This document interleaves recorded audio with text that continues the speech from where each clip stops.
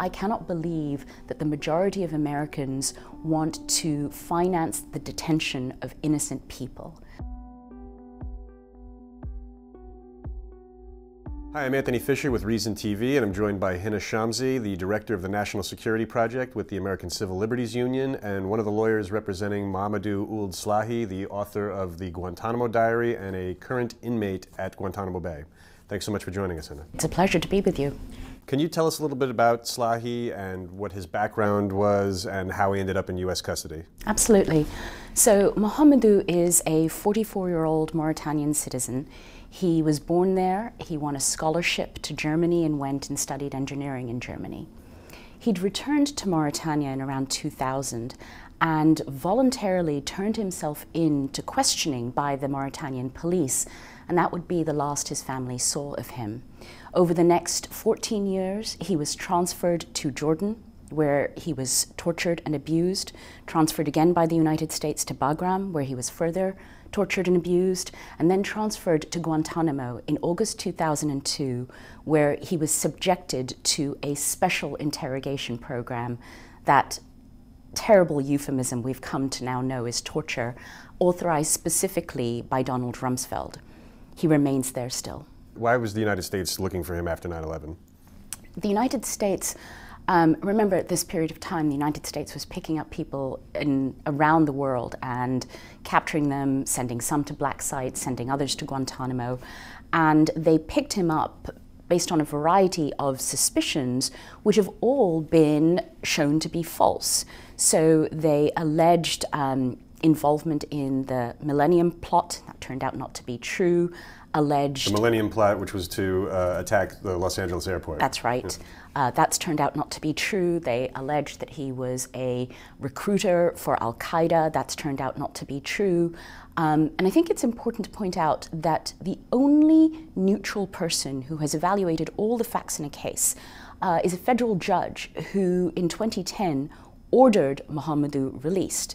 But the government appealed, and he still remains at Guantanamo. But he did swear allegiance to Al-Qaeda in the early 90s and went to Afghanistan to fight the Soviets, correct? Correct, and he admits that. He's admitted that to the military over and over again. And what he said, and what the judge found, was that he went, like so many others, to Afghanistan to fight the communist regime there in the early 90s. He was part of a movement that was at the time supported by the United States. And the Al-Qaeda that he joined was very different, and the judge said this, from what Al-Qaeda later became. He had no connection with them post-1992. There was no evidence of any threats of violence or religious extremism that would have tied him to what we know of as bin Laden's Al-Qaeda? No, and he's repeatedly rejected that. He describes that also in his book. So there is actually no evidence of a legal basis to detain him. He's never been part of the armed conflict between the United States and Al-Qaeda, and he's never participated in any hostilities against the United States. Let's talk a little bit about the book. He wrote the book in 2005, and now it's 2015, and it's being released to wide acclaim. Can you talk a little bit about how he came to write the book and how it was able to get out and see the light of day? Well, I'll start with an anecdote which I think gives you a flavor of who Mohamedou is, which is that one of our co-counsel asked him to talk about the interrogations that he had gone through, to describe all of the interrogations. His response was, "Are you crazy? That's like asking Charlie Sheen how many women he's dated." But in around the summer and fall of 2005, he started writing down because he wanted the world to know, and he specifically wanted Americans to know his story. This is a book that's very much addressed to all of us. It turned into a 400-plus page manuscript, and we, his lawyers, fought for over 6 years through litigation and negotiation with the government to get it cleared for release. It was cleared with over 2,500 redactions. Those redactions are still in the book as published, but it is, I think, and I hope people will read it and find, a deeply humane, human, and sometimes even funny account of one man's journey through the arduous place that the United States took him. And I think another part of this that's so unusual is that Mohamedou's account is of being in a place that was established to dehumanize people like him. And he sets out in his book to describe what that's like, but he also humanizes those who are supposed to represent us, his American jailers, some of them his torturers and interrogators. And you get a real sense of what it is that we have done not only to the victims of our policies, but what it is that we do to our military service members when we ask them, interrogators, to break the minds and bodies of human beings. Can you talk a little bit about that? What's an example in the book of him trying to humanize his captors? He tries to understand why his interrogators are asking him these questions. He talks about his guards. With some of the guards, the friendlier guards, he engages in discussions about politics, about religion, about chess. Some of those guards become his friends. They give him books when they are leaving off rotation, hoping that he's going to someday be released. And I think that humanity comes through. He talks about how this wasn't a family that he chose, but because of the circumstances he's in, some of these people are the family that he now has, even as he yearns for the family that he has not seen for over 14 years. For a time, the U.S. government was claiming that Slahi broke open and was one of their greatest sources of information on al-Qaeda, and now it doesn't appear that much of the information he gave is useful at all. Can you talk a little bit about why the U.S.'s position on the information he gave has changed? Well, I can tell you what Mohamedou says in the book about the information that he was providing to the government, which is that he was subjected to terrible torture, beatings, stress positions, extreme temperatures, faked execution, threats against his mother. And after a period of that, he started to self-incriminate falsely. He said, I told them, the worst about myself because that's what they wanted to hear. And so you get a real sense about the only two things that torture guarantees, which is false information and pain.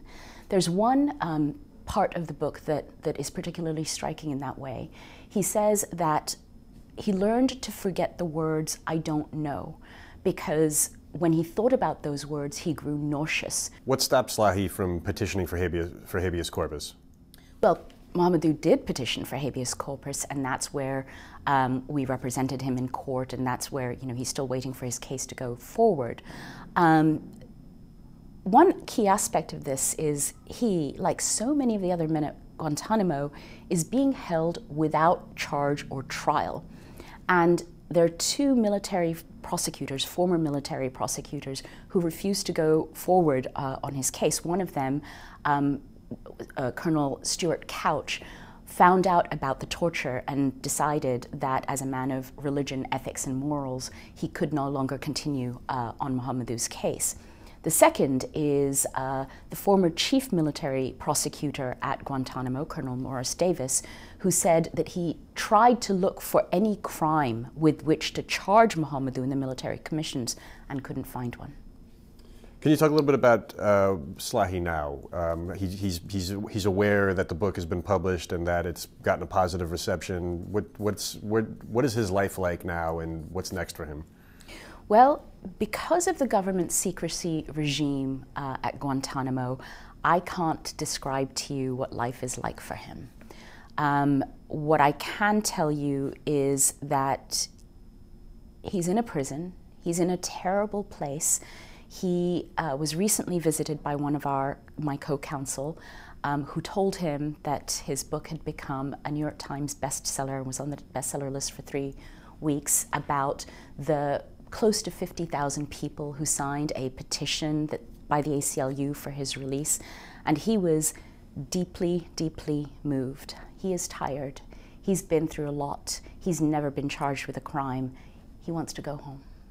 This book is really addressed to the American public, and at the end of the book, Mohamedou says, I want to know what the public thinks. I cannot believe that the majority of Americans want to finance the detention of innocent people. And This book is his hope that people of conscience, people who are committed to liberties, will read it, be moved by it, and be moved to do something about it.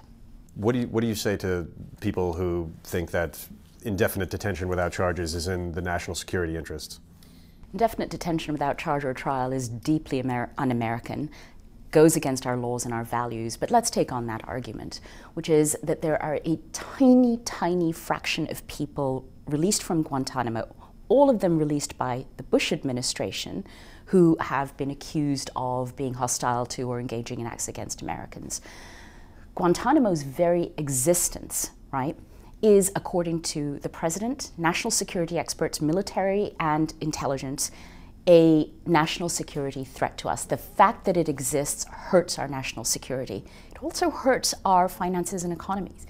The current estimated cost by Miami Herald of holding a single prisoner at Guantanamo for a year is over $3 million now. So when it hurts our laws, our values, our morality, our ethics, there is no good argument to keep it in place, and it should be closed. We've been talking with Hina Shamsi, the director of the National Security Project with the American Civil Liberties Union, and one of the lawyers representing Mohamedou Slahi, the author of the Guantanamo Diary. Thanks so much for joining us. For Reason TV, I'm Anthony Fisher.